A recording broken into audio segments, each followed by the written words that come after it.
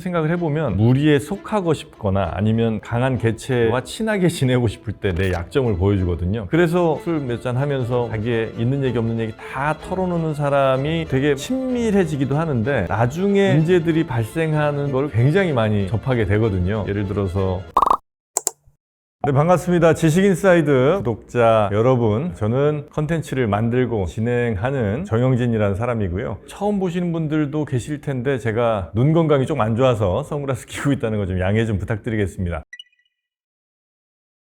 공감하는 척은 누구나 다 할 수 있습니다. 그럼 진짜 공감을 할 수 있냐? 진짜 공감은 그 누구도 할 수 없다고 저는 생각합니다. 간단한 예로 지각해서 정말 죄송합니다 라고 얘기를 했는데 괜찮습니다. 아유 뭐 그러실 수 있죠 라고 말씀하시겠죠. 그러나 그게 진짜 저한테 어떤 이유가 있으셔서 늦으셨겠구나 라고 정말 공감을 하신 걸까? 라기보다는 아마 예의상 괜찮다고 말씀하시는 거고 속으로는 꽤 기분이 안 좋으시겠죠. 그러니까 누구에겐가 진짜 공감을 만약에 하려면 그 사람의 히스토리나 가졌던 그 모든 상황을 충분히 알고 그 상황에서 나의 경험들을 토대로 아마 그 공감이라는 게 가능할 텐데 저는 그건 거의 불가능하다고 보거든요. 왜냐면 사람마다 너무나 다른 히스토리들이 당연히 있는 것이고 정말 내가 공감한다고 느끼겠지만 그것은 사실 나의 과거, 나의 경험에 공감하는 것이지 그 사람에게 공감하는 거는 저는 아니라고 생각을 하거든요. 그래서 인간관계에서 예의, 매너, 에티켓, 상대방에게 불쾌한 감정을 주지 않는다든지 아니면 절제를 통해서 상대방과 나와의 일정한 선 정도를 지켜주는 그 정도라면 저는 충분히 인간관계가 가능하다고 보고 특히나 이제 우리나 아니면 일본 혹은 뭐 중국 같은 동아시아 쪽의 사람들이 대체로 관계 중심의 사고나 행동이나 감정 느낌 같은 걸 많이 갖잖아요. 그래서 그 사람의 이름을 부르기보다는 나와의 관계, 그러니까 뭐 부장님, 선생님, 직함 이런 걸 부르는 경우가 많고 서구권 국가들은 그 사람의 이름, 개인으로서의 어떤 호칭 같은 것 부르는 것 그것도 문화 차이는 있는 것 같기는 한데 관계 중심의 우리나라 동아시아 쪽 사람들이 그래서 혼자 있는 것에 더 익숙지 못하고 혹은 누군가의 위로나 감정 공유 이런 것들에 조금 더 매달리는 건 아닌가? 시간이 지나면 지날수록 스스로를 더 스트레스를 많이 받게 만들고 나 혼자 있는 시간을 잘 견디지 못하게 만들며 관계 때문에 오는 여러 가지 피로함들을 아마 느낄 수밖에 없는 그런 과정을 거치게 된다. 많은 분들도 이른바 맞장구를 쳐주는 것 혹은 편 들어주는 것 이런 거에 대해서 한두 번은 좋다 고맙다라고 느끼겠지만 그런 것이 계속 반복되다 보면 공감을 받는 사람 역시도 그게 그렇게 본인에게 큰 힘이 되거나 위로가 되거나 본인의 발전에 도움이 되거나 하지 않는다는 걸 아마 느끼실 거라고 저는 봅니다. 그래서 가능한 좀 더 혼자 있는 시간을 좀 잘 있게 하고 그리고 나에게 주어진 여러 스트레스들을 스스로 좀 풀어보고 그리고 내가 갖는 여러 감정들을 누군가에게 의지하지 않고 스스로 잘 견뎌나가는 사람들이 되면 좋겠다라고 이제 생각을 좀 하고 있습니다.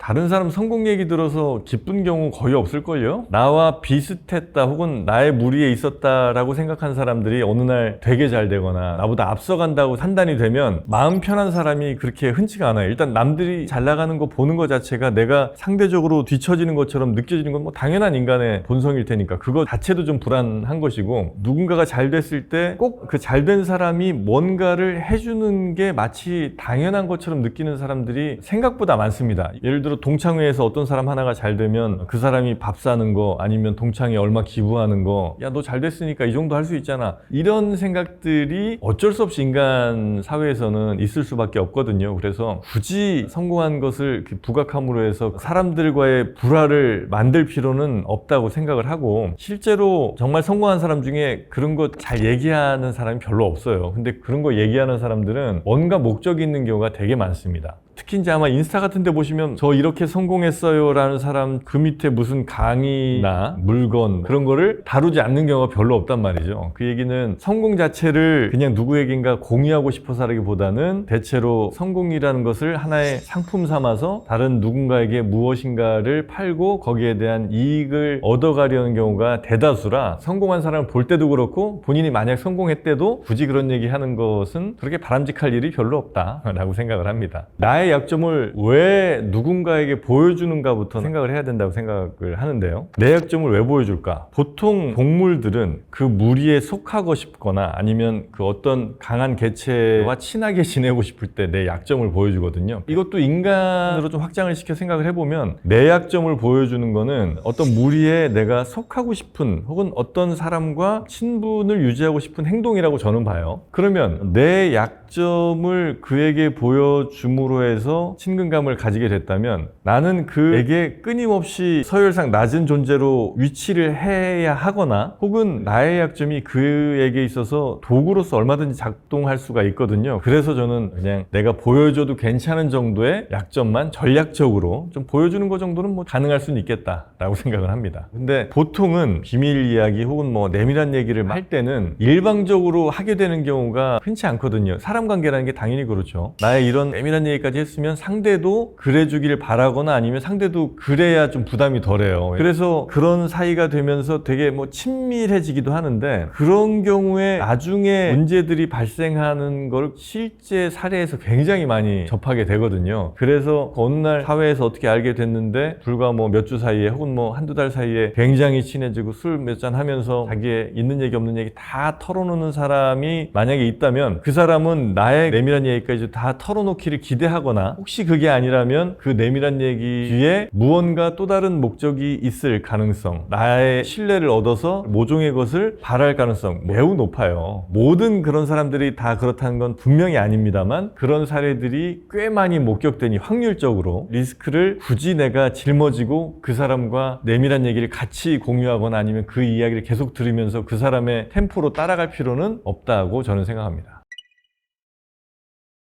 사람과 직접 만나는 일보다 SNS로 만나는 게 일단 부담 없고 편하기는 하죠. 왜냐하면 직접 사람을 만난다는 건 우리가 잘 생각해보면 위험한 일이기도 하잖아요. 이 사람이 어떤 사람인지 모르는데 일단 SNS에서 한번 만나게 된다는 거, 그 접점을 가지고 만나게 된다는 거는 리스크가 그렇게 크진 않죠. 그런 부담이 없음이 사람들에게 매력적으로 다가왔던 것 같고 그보다는 조금 더 근본적으로는 사람이 누군가를 만날 때 스스로를 포장하고 싶잖아요. 또 쉽게 얘기하면 잘 보이고 싶은데 내가 아무리 화장을 하고 옷을 꾸미고 나가더라도 내가 보여주고 싶지 않은 모습도 보일 수밖에 없는 게 어쩔 수 없는 상황이거든요. 실제로 면대면으로 만나게 되면. 그런데 SNS는 철저하게 나의 관리하에 나의 컨트롤 아래서 내가 보이고 싶은 순간 보이고 싶은 모습만 화려한 조작, 화려한 뽀샵 등을 통해서 얼마든지 이렇게 가능한 일이기 때문에 내가 원하는 모습만 누군가에게 보여준다. 이제 그게 이제 하나의 큰 장점일 수가 있을 것 같고 그리고 SNS라는 게 오프라인에서는 혹은 내 바운더리 내에서는 도저히 만날 수 없는 사람과도 접점들이 자꾸 생기게 되기도 하잖아요. 그리고 그 사람들의 일상 같은 것들을 내가 직접 보면서 평소라면 만날 수 없는 사람인 것 같은 사람과 마치 친해진 것 같은 느낌을 받기도 하거든요. 그러니까 마치 연예인, 인플루언서, 또 힘 있는 사람과 되게 친해진 것 같으면서 나 스스로도 약간 올라간 것 같은 그런 느낌을 받는단 말이죠. 이제 이게 문제는 좀 있다고 봐요. 왜냐하면 실제 본인의 모습은 전혀 그렇지 않거든요. 그 사람의 일상과 같이 할 수 없음에도 불구하고 일종의 착각 같은 거를 불러일으킬 수가 있어서 본인을 판타지의 세계로 자꾸 끌어들여서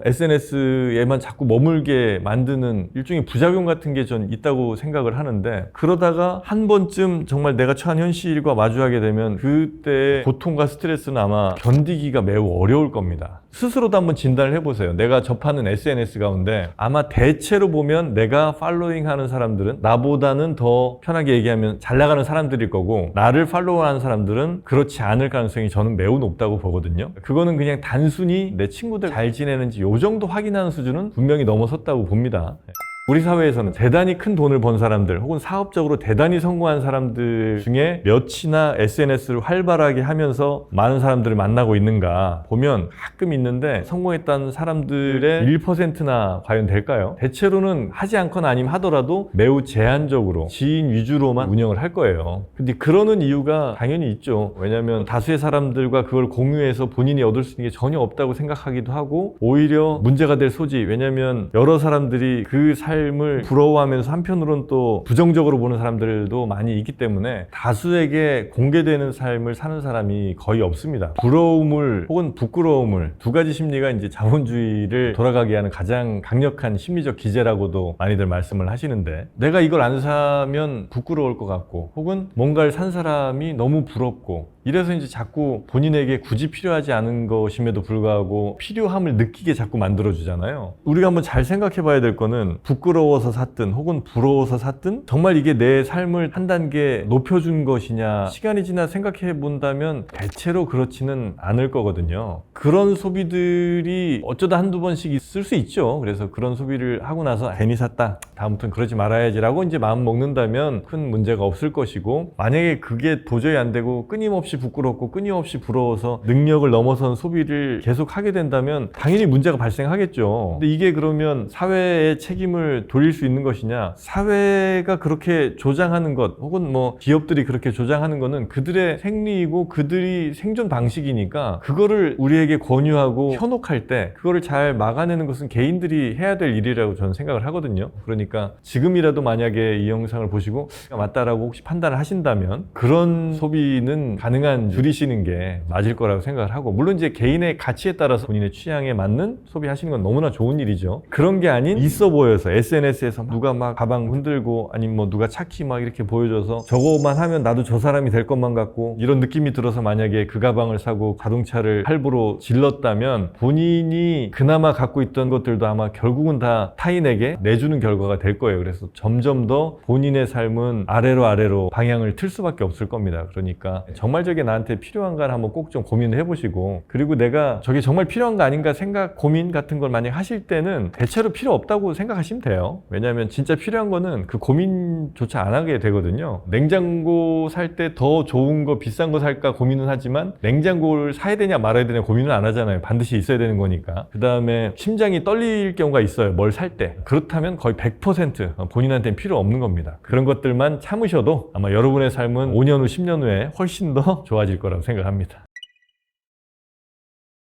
인간이 행복을 느끼는 데는 아만다마이드라는 호르몬 같은 게 꽤 많이 작용을 하는 모양이에요. 근데 심리학자로부터 들은 얘기입니다만, 케냐, 탄자니아 쪽 사는 사람들, 즉 우리 인류가 탄생했다고 알려진 그쪽 사람들이 갖고 있는 아만다마이드 수치랑 조금 더 나와서 중동, 그 다음에 뭐 인도, 중국, 한반도까지 이렇게 쭉 인류가 건너왔겠죠. 그 사람들을 비교해 보니까 아만다마이드 수치가 점점 줄어들더라는 거예요. 탄자니아, 케냐 이쪽에 만족했던 사람들은 그냥 거기에 계신 거죠. 왜냐면 여기가 너무 좋은데 굳이 뭘 딴 데를 가? 근데 이제 여기가 마음에 안 든 분들은 원래 있던 분들보다는 조금 더 행복 수치가 좀 낮은 거죠. 그러니까 더 좋은 곳을 찾아갔겠죠. 끝까지 간 게 우리 한국 사람들이라는 거예요. 유전적으로는 그렇게 이제 볼 수가 있을 것 같고, 그 다음에는 아주 옛날 얘기까지는 하지 않겠습니다만 대충 뭐 조선 혹은 뭐 최근에 한 100~200년 정도를 따져본다면 우리는 과거제도라는 매우 독특한 사회 시스템이 있었잖아요. 그래서 높은 자리로 올라가기 위한 일종의 테스트 같은 게 있어서 그걸 통과하면 높은 지위로 올라갈 수가 있단 말이죠. 그러니까 다른 데는 그냥 내가 태어난 그대로가 나의 존재를 규정하죠. 내가 누구의 아들로 태어나면 나는 그냥 평생 그대로 사는 거예요. 백작의 아들인 백작의 아들로, 왕의 아들인 왕의 아들로 그냥 그렇게 가는 건데, 우리는 같은 양반들이라 하더라도 그 과거 시험만 잘 통과하면 어제 나보다 높았던 사람보다 내가 오늘 더 높아질 수 있으니까 스트레스가 굉장히 크겠죠. 이것만 잘하면 내가 이 사회의 리더가 될 수 있으니까. 근데 그게 현대로 오면 사법시험, 의사고시, 행시 이런 테스트 같은 것들이 있는 거잖아요. 내가 얼마나 더 치열하게 노력하고 남들보다 더 몇 시간 공부하고 이거에 따라서 바뀔 수도 있다는 얘기니까 그만큼 경쟁도 더 치열하고, 현실에 만족하기보다는 어떻게든 사회가 만든 여러 테스트들을 빨리 통과해서 남들보다 한 발이라도 더 먼저 나가는가, 어떻게든 현실을 뛰어넘으려는 그 노력들, 그게 잘 생각해보면 지난 40~50년 사이에 세계에서 가장 못 사는 나라가 세계 한 10위권까지 올라오게 만든 원동력일 수도 있다는 생각을 합니다. 그래서 꼭 나쁘다는 건 아니고 개인들로서는 아주 열심히들 살 수밖에 없게 만들었고 꽤 많이 올라왔는데, 앞으로도 과연 그럴 수 있을 것인가는 조금 의문이 남기는 합니다. 행복은 힘든 일상 속에서 가끔씩 만나게 되는 행운 같은 거지,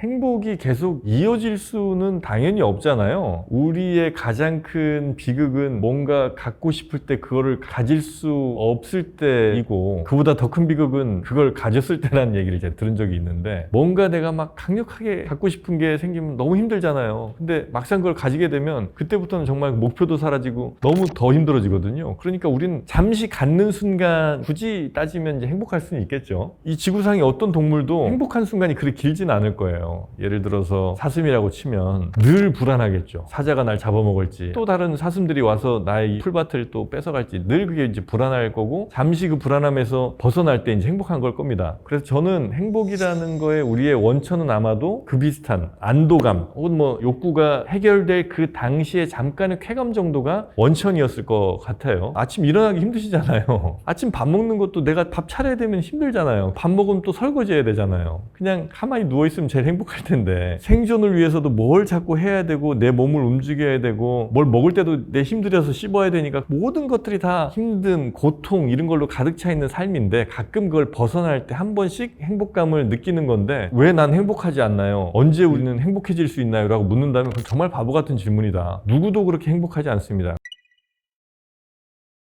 이거 여러분이 잘못한 거 아닙니다. 금방 좋아질 겁니다. 이런 이야기들, 대표적인 사탕발림들이라고 생각을 하고요. 당장은 내 책임이 아닌 것 같으니까 기분이 좋죠. 되게 무책임한 말이고 저는 나에게 일어나는 모든 일들은 내가 책임지어야 한다 혹은 내 책임이다 라고 생각하는 게 중요하다고 생각을 하거든요. 물론 실제로는 내 책임이 아닌 경우들도 당연히 있을 거예요. 나에게 일어난 모든 일이라고 해서 어떻게 다 내 책임이겠습니까? 그러나 내 책임이라고 생각하지 않으면 나에게 그 벌어진 일을 해결할 방법이 없어요. 예를 들어 저는 매운 거를 어쩌다 이제 먹잖아요. 무슨 떡볶이집 가면 쿨피스 같은 거 팔지 않습니까? 막 매운데 쿨피스를 잠깐 먹으면 덜 맵죠. 근데 그거 목에 삼키고 나면 금방 다시 매워지거든요. 오래 가요. 근데 그 매운 거를 가만히 계속 한번 느껴보세요, 스스로. 결국 그 매운맛은 내가 스스로 다 느끼고 온전하게 해결할 때까지 사라지지 않는 거거든요. 좀 늦춰질 수는 있겠지만 결국은 내가 받고 해결해야 될 문제라면 빨리 내가 스스로 해결하고 벗어나는 게 훨씬 더 좋은 일이다. 그래서 나에게 좀 힘든 일, 스트레스 받는 일들이 있을 때 누구에겐가 의지의탁해서 술 한잔 먹으면서 모른 척하고 외면하고 해봐야 결국은 내가 해결할 수밖에 없는 상황이 올 수밖에 없으니까 나 스스로 오롯이 그 모든 것들을 받아내고 해결하는 것이 더 어른스러운 행동이다 라고 생각합니다. 반면에 젊은이들에게 좋은 일자리 만들어주지 못한 거 이거 우리 어른들이 잘못한 겁니다 라고 얘기하는 거는 자기 반성의 이야기라면 뭐 그것까지 나쁘다고 생각하진 않아요. 그러나 많은 젊은 사람들 모아놓고 이거 여러분 잘못 아닙니다. 우리가 잘못한 거예요. 정말 우리가 미안합니다 라고 얘기해놓고 그걸 바꿀 생각이 전혀 없어요. 그러면 한 2, 3년 지나서 또 젊은 사람들 앉혀놓고 여러분 너무 아프시죠? 힘드시죠? 여러분 잘못이 아니에요. 눈물 닦으세요. 이 얘기하면서 다시 또 다음 손님들 받을 준비하고 있는 거거든요. 특히나 그 사람들 잘 보면요. 자제들한테는 그런 얘기 안 합니다. 어떻게든 너 지금 이 힘든 상황 빨리 극복해서 더 공부하고 더 열심히 일해서 네가 임마 더 잘 돼야지 라고 집에 가서는 그렇게 얘기합니다. 그런 말 무책임하게 하는 사람들 얘기 듣지 마시고 물론 그 얘기가 지금 당장은 그래 역시 내 책임이 아니었어 라고 생각하시겠지만 여러분이 바꾸지 않으면 안 바뀌어요. 그러면 내 생각이라는 걸 어떻게 하느냐? 일단은 본인이 생각을 해야 돼요. 당연히 내가 생각하지 누가 생각을 해 라고 반문하실 수도 있는데 여러분 스스로 한번 잘 생각해 보세요. 내가 어디에서 그냥 본 글을 그냥 내 생각처럼 막 얘기하고 있는 건 아닌지 물론 저도 의심해 보셔야죠. 그래서 여러분이 진짜 그 생각을 어디선가 봤지만 그게 여러분의 생각이라면 누군가 끊임없이 여러분에게 그 생각 왜 했느냐 혹은 뭐 그 생각이 뭐냐라고 계속 물어본다 해도 여러분 답을 할 수 있어야 되거든요. 근데 제가 만나본 다수의 사람들은 보통 그냥 다른 사람들이 생각해 놓은 거를 본인이 생각했다고 착각하는 경우가 많아요. 그래서 끊임없이 다른 사람의 생각을 봤대도 역시 그 사람이 왜 그 생각을 했을까? 그 사람 생각이 반대되는 이 생각이 맞는 건 혹시 아닌가? 여러 차례 끊임없이 반문해보고 의심해보고 그리고 나서 그래 오케이 이게 맞는 말인 것 같다. 그러면 이제 여러분 생각이 그때부터는 되는 거예요. 그래서 이제 세상의 모든 것들을 가치 판단을 하는 데 있어서 여러분의 기준이 이제 생기게 되는 거죠. 그리고 나서 여러분의 생각으로 판단하고 본인이 이제 책임을 지면 그게 이제 여러분의 것이 온전히 되는 거거든요. 좋은 방법은 굉장히 많을 거예요. 그러니까 대신 첫 번째 원칙은 누구의 얘기를 들어도 일단은 의심 그리고 검증 몇 차례 반복하다 보면 내 생각이라는 게 점차 생기게 됩니다. 그러면 그 다음에는 내 생각에 의한 판단을 할 수 있게 되고 그 다음에 판단에 의해서 내 행동을 할 수 있게 되고 그 다음에 내 행동에 책임 있는 자세를 가질 수가 있는 거죠. 오롯이 판단하고 내가 행동했다면 거기에 대한 책임도 전혀 억울하지도 않아요. 설령 반드시 좋은 일이 생기는 건 아닌데 내 행동에 대한 책임을 지는 것도 굉장히 가벼워집니다. 경험해 보신 분들은 많이 아실 텐데 그게 안 되는 경우에는 나한테 스스로 남는 게 없게 되고 누구한테 휘둘리기에만 되고 대체로 이용당하게 되고 나중에 정말 회복 불가능한 수준의 데미지까지 이어질 수 있어서 10대, 20대 때는 열심히 내가 생각하는 습관 그리고 내 행동에 책임지는 습관들을 좀 가져보는 게 나중에 30대, 40대, 50대가 됐을 때 본인의 행동에 책임지는 데 훨씬 더 도움이 좀 되실 거라고 생각을 합니다.